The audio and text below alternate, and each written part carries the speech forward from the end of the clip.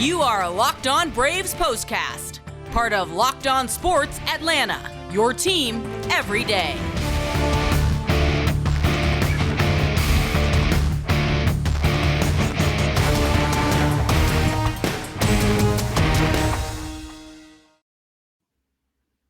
And hello and welcome into the Braves Postcast, part of the all-new Locked On Sports Atlanta. Grant McAuley and Jake Mastroianni with you after round one of this three-game series between the first-place New York Mets and the Atlanta Braves, who were hoping to maybe turn themselves into the top team in the NL East. Not to be, as Max Scherzer and the New York club come to town, claim a 4-1 win, and take first blood in this series. Lots of stuff to get into here as we break down this game and, of course, preview Game 2 of the series coming your way on Tuesday. Before we get into all that, though, I want to remind you to subscribe here on YouTube to the all-new Locked On Sports Atlanta. We appreciate the nearly 2,500 of you who've done so already. And if you haven't, what are you waiting for? Go ahead, click subscribe, and enable alerts so you'll get notifications every time we drop an episode. And if you like the Braves Postcast, you'll love everything else Jake has for you on Locked On Braves all season long. And you can find that by subscribing to Locked On Braves wherever you get your podcasts. With all of that out of the way, Jake, I think that this postcast and probably any episode of Locked On Braves you do after this game is going to be tempered a little bit by the expectations that we might have had for what this series could hold for the Braves. They won't be able to take over first place in this series now. Max Scherzer saw to that. It was a vintage performance from the Mets righty, and for Braves lefty Max Fried, it seemed like he really had to battle just to get through five. Yeah, unfortunately, not exactly. I mean, it was still a low-scoring game in a pitcher's duel. It didn't kind of feel like that with the way that Max Fried pitched in this game, but I mean, he kept them in it. But Max Scherzer is a future Hall of Famer for a reason. He was on it tonight. And, I felt like there was a lot of pressure on the Mets in this game, maybe more so in the Braves with the way the Braves have played lately. A game they really needed to win with their best right now on the mound until Jacob deGrom comes back. But Braves still had a chance late in this one to tie it up, take the lead. But overall, a good game. This series is going to be tightly contested all the way through, and Braves still got a chance to win it. I think we expected this to be a real battle between these two clubs over the course of this three-game series. And as I've said all season long, the 2022 Mets are not the team that they were a year ago. I feel like this team's going to have more staying power. They have gone out and made some pretty good moves. They didn't have all of the players that they would have liked to have had out there in this game, of course. They were without Starling Marte, who's kind of nursing an injury, and it was a little bit of a makeshift lineup, if you will, for Buck Showalter's team. But the offense was able to do just enough. And, Max Scherzer took it from there. And we'll talk about that as we jump into the line score of game number 88 for the Braves, the opener of the three-game set against the Mets, who grabbed the win, improved to 54 and 33 on the year. 4 runs, 9 hits, no errors, 10 men left on base for the Mets. Braves, meanwhile, 52 and 36 now as they take the loss. A run on 5 hits, no errors, 4 men left aboard. Precious few chances for the Braves in this one. The only run coming on a solo home run by Austin Riley against Scherzer. Really the only mistake he made in this game. Max is now 6-1. Scherzer, that is. Max Fried, meanwhile, 9-3 as he takes the loss. Edwin Diaz, his 19th save of the season for the Mets to close it out. Game lasted 3 hours and 3 minutes, and a crowd of 42,925 on hand to see it. The third biggest crowd in Truist Park history. So a lot of folks were primed for this matchup, Jake, and for good reason. These are two clubs that the Mets got off to the hot start. The Braves got off to the opposite of that, kind of a lukewarm start. Then all of a sudden on June 1st, the Braves have really turned it into what has been an incredible run. 20 games over 500 since then.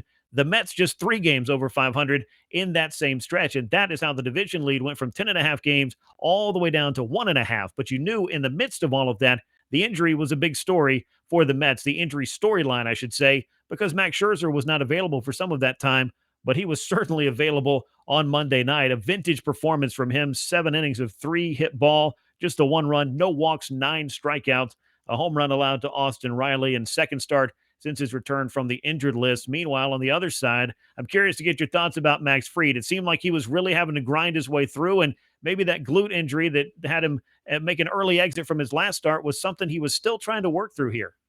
Yeah, look, he's never going to make any kind of excuse. You wouldn't expect that, but you got to imagine something wasn't right with Max Fried. He walked 5 batters. That is just not the Max Fried that we are used to seeing. It's only the second time this year he's walked more than 2 batters in a game. So clearly something not right there, something a little off. It's not the pressure. This is a guy that just pitched Game 6 of the World Series. It's nothing to do with that.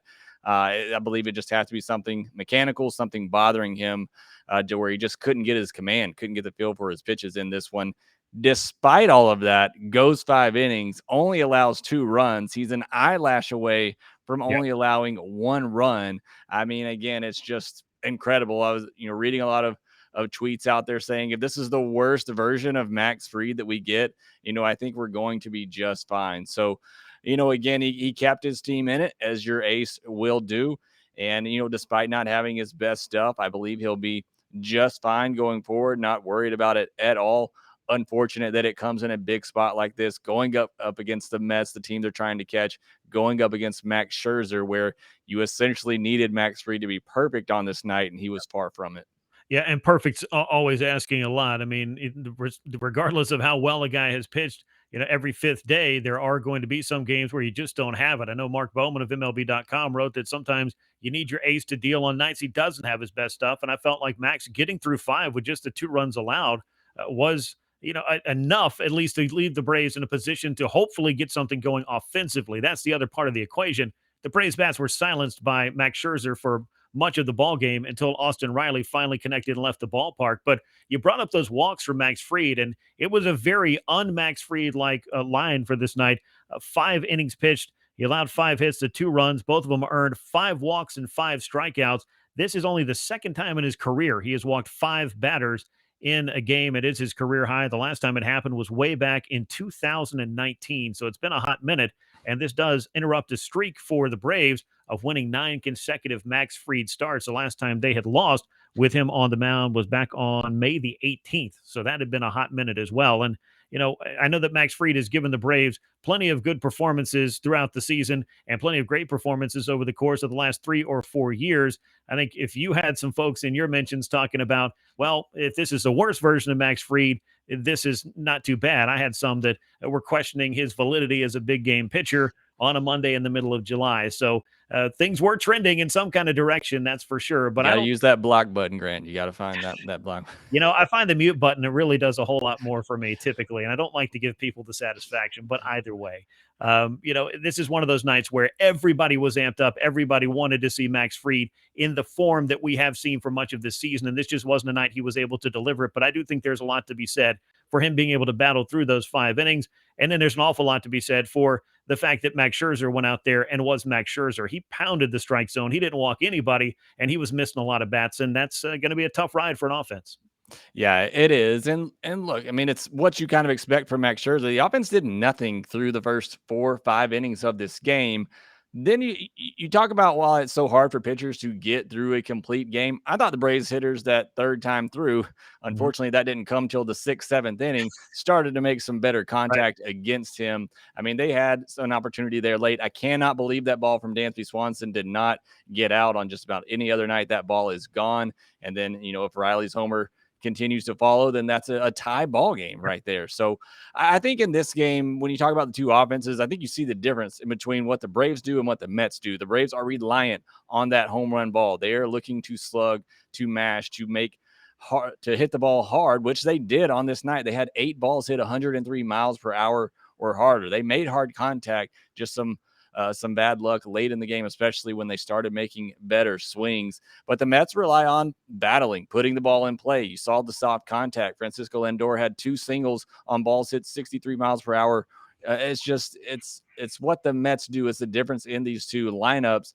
And in matchups like this, when you're going up against a tough pitcher in Max Scherzer, who's not going to give up a lot of long balls, it's going to be a tough game for the Braves to win. And the Mets just battled again on a night where Fried didn't have it. So, I mean, credit to them, the way they fouled off some tough pitches, put the balls in play when they needed to, and scored enough runs to get the job done.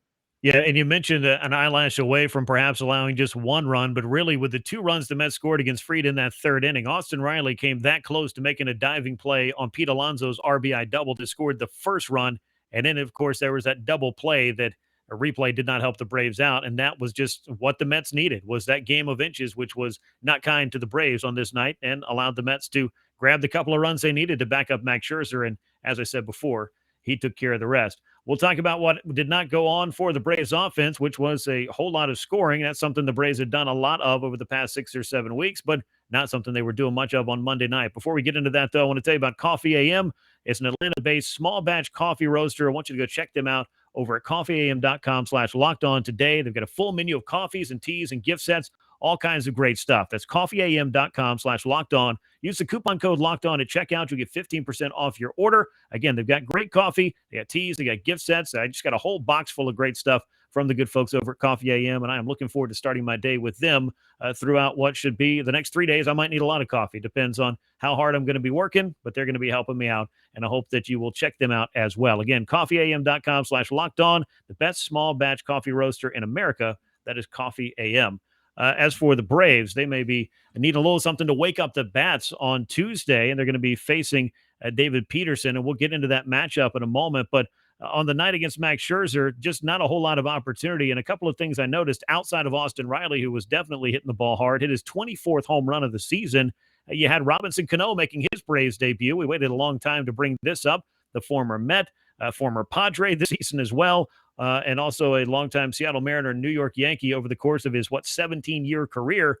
2 of the Braves' 5 hits. Jake, what'd you make of Robinson Cano? I thought he flashed some leather around the second base bag as well. Yeah, I was going to say, I thought he made a couple of good plays defensively, a nice little double play there as well to get out of a jam. So, look, you bring him in against a team he's familiar with, maybe he gets going. I mean, I know he was hitting good over there at AAA for San Diego. Look, I talked about on Locked On Braves on Monday. It's a no risk type move, and you get a 2-3 week sample size here before the trade deadline. See what Cano can do. Can he hold down this spot until hopefully Ozzie comes back? So I like the move. I like the decision. Hopefully it pans out for the Braves. Obviously, he has plenty of experience, and on a night where not much got going with the Braves offense, Robinson Cano delivered. So game 1 certainly went well for him.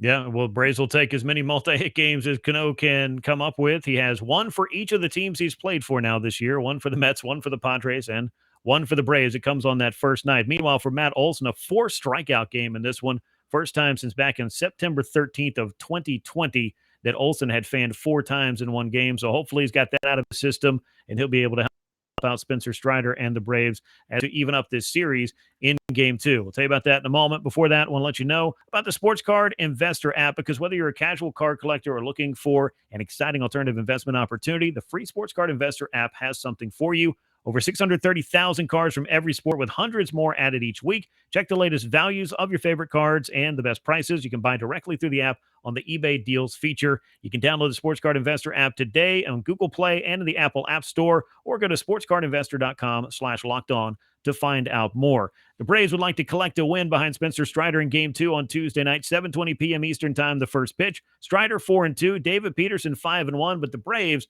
have had Peterson's number over the years. Yeah, and this is where we're going to see, the depth of the Braves starting pitching, hopefully. Look, Max Fried can go toe-to-toe with any pitcher in the league, and when he matches up against the other team's ace, you would not be surprised he comes away with a win there. But if not, it's the depth of the Braves starting pitching that I think, will make the difference in the long run for them. We'll get to see that on Tuesday as Spencer Strider takes the mound, and the way that he has looked lately, you certainly feel good with him out there. And again, hopefully the Braves can get going offensively. Certainly need to, and I'm sure it's going to be a breath of fresh air to face somebody other than Max Scherzer and hopefully Edwin Diaz, who has pitched in 3 straight games now. So hopefully you can avoid both of those guys on Tuesday and get a good win, even up this series. Well, they don't want to see Max Scherzer on the mound. They also don't want to see him pinch hit. I can think of a couple times that hasn't worked out for him well either. So thank you for the universal DH. But yeah, not seeing Edwin Diaz late in the game could be a difference maker for the Braves, but they're hoping to score early, score often, and be able to grab a lead behind Spencer Strider. He looks for win number 5. He'll be facing David Peterson of the Mets, who'll be on the mound in game 2, 7:20 p.m. Eastern time at Truist Park, as the Braves look to even up their 3-game set with the Mets and have a chance to win the series and perhaps be as close as half a game out of first place by the time it all wraps up. We're wrapping up here, though, on the Braves Postcast, part of the all-new Locked On Sports Atlanta. Make sure you subscribe on YouTube and subscribe to Locked On Braves wherever you get your podcasts. Once again, the bad news from Truist Park. It was the Mets 4 and the Braves 1 in Game 1, but we'll be back at it after Game 2, hopefully to recap a Braves win for you here on the Braves Postcast. For Jake Mastroianni, I'm Grant McAuley, and we will catch you soon. So long, everyone.